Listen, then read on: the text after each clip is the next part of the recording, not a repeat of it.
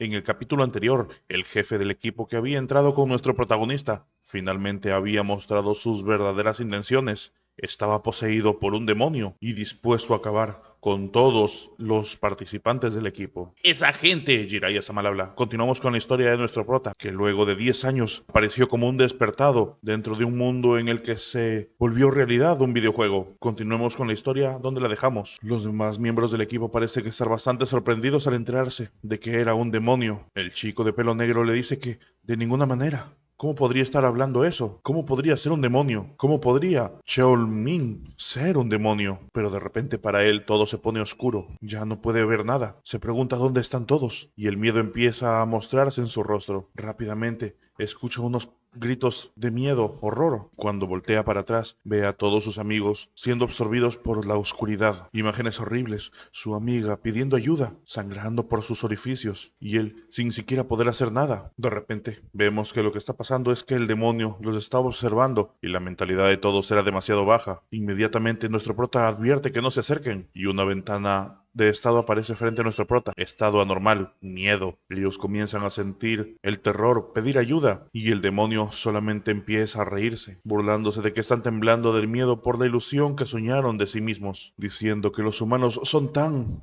Pero antes de que termine su frase, Prota ya se estaba acercando a él, lanzando un poderoso golpe en su dirección. Sin embargo, el demonio simplemente levantó la mano, evitando la espada de nuestro Prota, bloqueándola con poco esfuerzo, preguntando si no le importaba que ese humano muera, es decir, el portador del cuerpo. Le dice que debería saber que si lo mata, ese humano morirá también. Sin embargo, nuestro prota al parecer no muestra ningún signo de remordimiento, pensando que supone que no puede perforar su armadura, quizás debería ir por los huecos, y es así que se lanza al ataque. El demonio empieza a pensar que, aún así, intentará atacarlo a pesar de todo eso, y acto seguido él también desenfunda su espada. De repente, nuestro prota ve un cartel frente a él, activando habilidad enemigo mortal, enemigo natural. Rápidamente ajusta la empuñadura de su cuchillo, y mientras lanza una puñalada, otro cartel aparece indicando que el poder de batalla aumenta rápidamente debido a la presencia de un demonio, y logra clavar el cuchillo directamente en la espalda de su oponente. Sin embargo, la armadura es bastante dura, simplemente se agrieta y hace que el demonio se moleste aún más. Rápidamente voltea, cortando con su espada todo lo que se le cruce. Prota, sin embargo, logra tomar distancia evitando el espadazo. El demonio continúa gritándole a nuestro prota que es un tonto y que los humanos son tan falsos. Hace un minuto era muy amigable con ese humano, pero ahora su cuchilla. Pero antes de que termine de decir la frase, un poderoso corte aparece alrededor de su cara. Sus lentes son rotos y nuestro prota ha pasado a través de él. El demonio comienza a ver cómo la sangre está derramándose por su cara y luego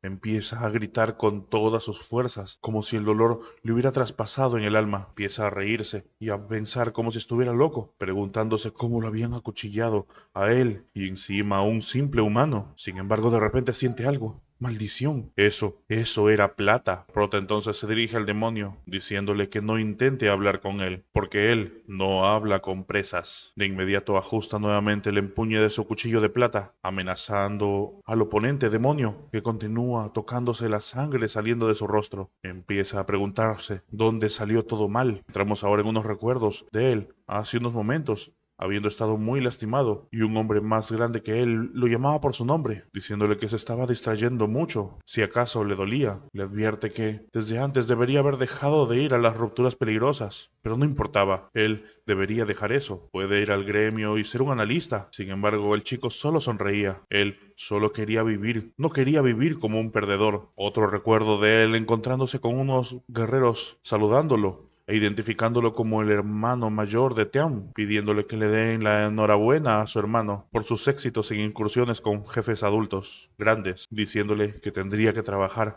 para no avergonzar a su hermano, ya que se veían bastante distintos, ni siquiera parecían hermanos. Continúa pensando que solo quería ser un hermano del que su hermano menor pudiera estar orgulloso, y es entonces que el demonio apareció, diciéndole que le ayudará. Es allí que se dirigió a tomar su cuerpo. Un cartel aparece frente a él, indicándole que el demonio Imp le estaba observando. Luego, su mentalidad es demasiado baja. Y finalmente, otro cartel diciéndole que había un estado anormal, posesión. Él se preguntaba qué es lo que estaba pasando. El cuerpo estaba sumido en la oscuridad. Y es así, que el demonio había tomado control de su cuerpo y él ni siquiera podía hacer nada para contrarrestarlo. Empieza a recordar lo ocurrido en batalla, cómo sus amigos estaban a punto de caer y él simplemente alejándose de ellos. Por dentro, él quería ir a ayudarlos. Estaba gritando desesperado con todas sus fuerzas, pero sometido por las garras del demonio. Su mentalidad era demasiado baja, poniendo en peligro a todos. Él no se pudo resistir, y si no fuera por él, pero de repente un gran corte apareció. Era nuestro prota, cortándolo por todas partes. El demonio comenzaba a gritar, lleno de dolor, con heridas en todas partes de su cuerpo, gritando que le dolía mucho, insultando a nuestro prota, diciéndole que sabe que si es que lo mata el demonio, también lo matará a él, si no le importa si el dueño de ese cuerpo muere o no. ¿Acaso se quiere convertir en un asesino? Nuestro prota, sin embargo, aún así no le dirige la palabra. Finalmente, tras un respiro dice, entiendo, ese es tu orgullo. Ante esas palabras, notamos cómo el dueño original del cuerpo está intentando retener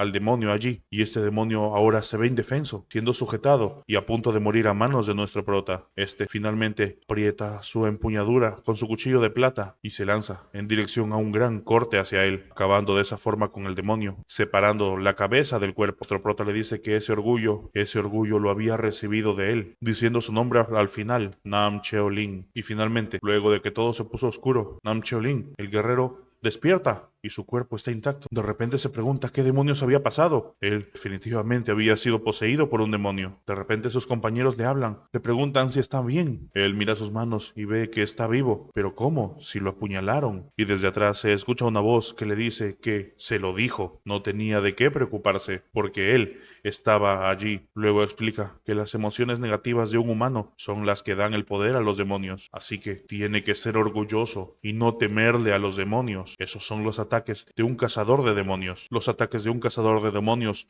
solo afectan al demonio. El líder entonces empieza a pensar en el orgullo. Prota piensa cómo no había olvidado esa lógica, a pesar de que el tiempo había pasado. Frente a él se encontraba una inventario y veía que no habían caído objetos del demonio. Y es así como cambiamos de escena. Nos encontramos a continuación con un enorme edificio y también con el resumen de la incursión de ruptura en la línea 4 de hoy. La línea dice que hoy había sido un día muy malo. Un miembro de su equipo fue poseído por un diablillo. Pensó que todo su grupo iba a morir en serio, pero había alguien muy fuerte en ese grupo y derrotó al diablillo. Yo estaba sollozando al líder del partido diciendo gracias y lo siento. Vemos que los comentarios de eso son simplemente un poco hilarantes. El líder del equipo está mostrando su pantalla de teléfono hacia uno de sus compañeros. Un hombre está leyendo eso y le pregunta si está pidiendo que le crean lo que dice. Incluso si es líder del gremio, aceptar a una persona basándose en un post como ese era un poco... Sin embargo, su hermano le dice que el líder del grupo que fue poseído era él mismo. Vemos que quien le está hablando es a su hermano menor, Namte Amin, nivel 368, jugador ranking 11, bárbaro y maestro de gremio. Al escuchar eso,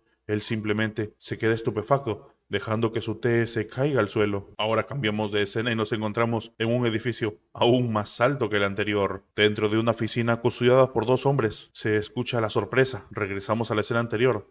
El hermano le dice al mayor que deje de ser un jugador real, trabaje solo como analista en Gaon, pero había dicho que no. Era tan repentino que no podía creerlo. Su hermano mayor le pregunta hasta qué punto confiaba en él y agradecía por el gesto. Él debería ser un buen analista. Sin embargo, le dice que lo que le había contado no era todo. Ahora sabía sus defectos. También cuál era el papel que tenía que hacer realmente. Y mientras tanto, estaba ocupado tratando de alcanzarlo. Ahora no va a avanzar correctamente con su orgullo. El hermano menor simplemente le dice que tiene curiosidad. ¿Qué tipo de persona sería del que le hablan? ¿Cómo había cambiado tanto en tan poco tiempo? Y además de cazar abrumadoramente demonios, las dolencias de estado no funcionaron en absoluto. Significa que las estadísticas de fuerza mental son enormes. Dice que escuchó de un lugar con daga en lugar de magia, que requiere poder mental. Aunque hay miles de clases en Arcana, ni siquiera puede adivinar la identidad de ese jugador. Continúa diciendo que no sabe por qué entró en la grieta de bajo nivel con esas especificaciones. Su hermano mayor le dice que no le extraña que no le crean, pero le pide que confíe en él tan solo una vez. Sin embargo, el menor le dice que no es que no le crea, le cree porque si lo dice su hermano, tiene que ser cierto. Desde analizar patrones de jefes hasta operar gremios y reclutar nuevos jugadores, hasta que Gao y él lleguen a donde están ahora. La ayuda de su hermano había sido la más grande y por supuesto le cree lo que dice. Después de escucharlo, escribió el contrato por adelantado y no importa lo que digan los demás, él era su hermano y está orgulloso de ello y de que sea analista. Su hermano mayor se siente un poco avergonzado por ello, pero el hermano menor insta a que de todos modos mire el contrato y lo vea como un analista. Es así que se pone a revisarlo y mientras lo lee en silencio, empieza a ver en su rostro bastante sorpresa, preguntándose si esa era en realidad la condición del contrato. Ahora cambiamos de escena. Nos encontramos en un edificio de apartamentos. Allí dentro, nuestro prota está mirando su nivel actual. El nivel ha subido. Y no fue solo un nivel, fueron 12 niveles. Eso parece ser muy bueno. Es genial, ya que casi no lo ha hecho y subió 12 niveles con un demonio. Nuestro prota continúa preguntándose cómo distribuiría sus estadísticas. Sin embargo, está bastante cansado, entonces se irá a dormir y lo pensará lentamente. Sin embargo, cuando está parado frente a su cama, su personaje dice que eso es un desastre. Una mente limpia reside en un espacio limpio y entonces abre la ventana y se pone a limpiar con todo su esmero, mientras que nuestro prota, por su interior, piensa que deberían tomar un descanso ahora mismo. Y es así como el día finalmente termina. El sol se está ocultando en medio de los edificios y dentro de la casa de nuestro prota, una rica sopa está a punto de terminar de hacerse. Allí, nuestro prota está probando la sazón de la sopa, diciendo que parece muy saludable. Prota, sin embargo, el original está bastante cansado, pensando en que así había sido diseñado su personaje, Groundfield, un aristócrata que repite una vida regular y comedida. Sin embargo, había aprendido una cosa de eso. Además de la clase o nivel en el juego, la configuración de Grindfield que él había creado en el juego, en verdad, se está cumpliendo. Si fuera como antes, se habría lavado y acostado inmediatamente para comer comida de entrega. Gracias a la configuración del tipo carácter de ese tipo, se está volviendo más saludable. Entonces, ¿qué pasa con el escenario para el talento de Grindfield? Pues el talento de Grindfield no se limita solo a una cosa. Gracias al talento mágico innato, puede imitar la mayoría de la magia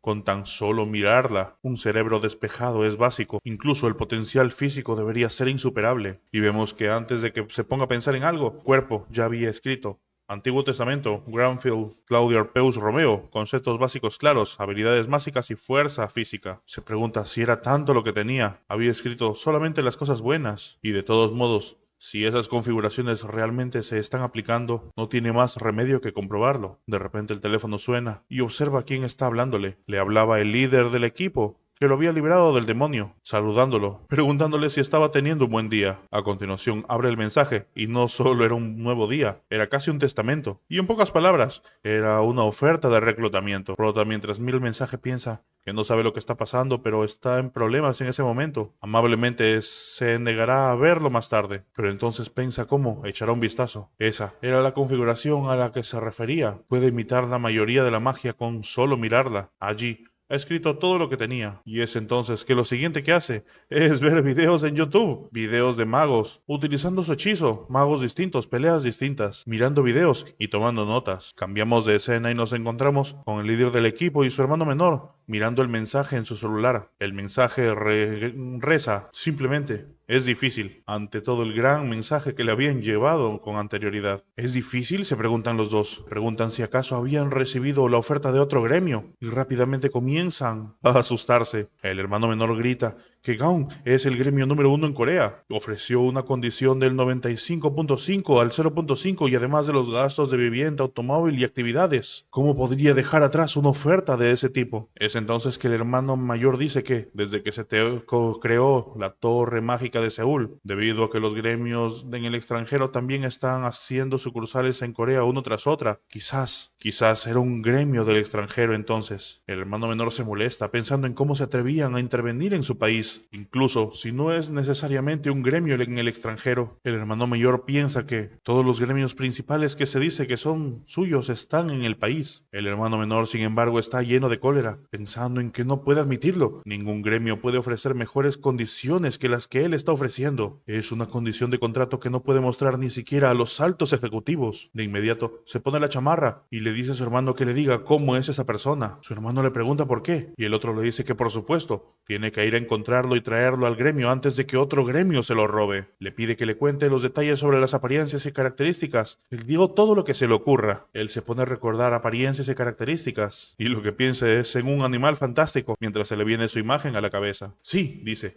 un animal fantástico, eso es. Era como un aristócrata en una fantasía, es lo que le dice. Y también es muy noble. Cambiamos de escena y nos encontramos con nuestro prota, aún mirando los videos en su celular y tomando notas en una agendita. Al parecer se ve bastante concentrado, y su yo dentro del cuerpo también está muy sorprendido, viendo cómo analiza. Él ve el principio mágico, estando seguro de que podría usarlo si fuera compatible con el poder mágico, como era de esperar de su personaje. No le importa la historia oscura. Por supuesto, él sería el mayor símbolo, mayor genio de la historia. Y ahora, de todos modos, está convencido de que puede usar hechizos. Entonces se dirige a su ventana de estado y empieza a modificar los estados. Era el momento de poner las estadísticas. Piensa que no sabe hasta dónde llegará el talento de Greenfield y mantendrá abiertas todas las posibilidades entonces. 2 puntos de cada uno, agilidad y fuerza, aunque 7 puntos de maná es relativamente bajo. Y a continuación, recordamos las palabras de el único miembro superviviente de la familia Granfield, Claudio Sarpeus Romeo, siguió el camino de un cazador de demonios para vengarse de ese demonio. Y es entonces, recordando esas líneas, que decide ponerle un punto a suerte, pensando que es él el que sufrirá en el futuro por la compasión de la miserable vida de Greenfield. Y así, mientras está en su cama, observa una última vez su pantalla antes de dormir, pensando que solo aumentó sus estadísticas de suerte de 1 a 2, pero aún así, su suerte se ha duplicado. Y quién sabe, cuando se despierte, se pregunta si podrá recoger una moneda gracias a esa suerte. Y al día siguiente nos encontramos con nuestro prota, ya despierto frente al espejo. Allí está observando su ventana de estado, preguntándose si esa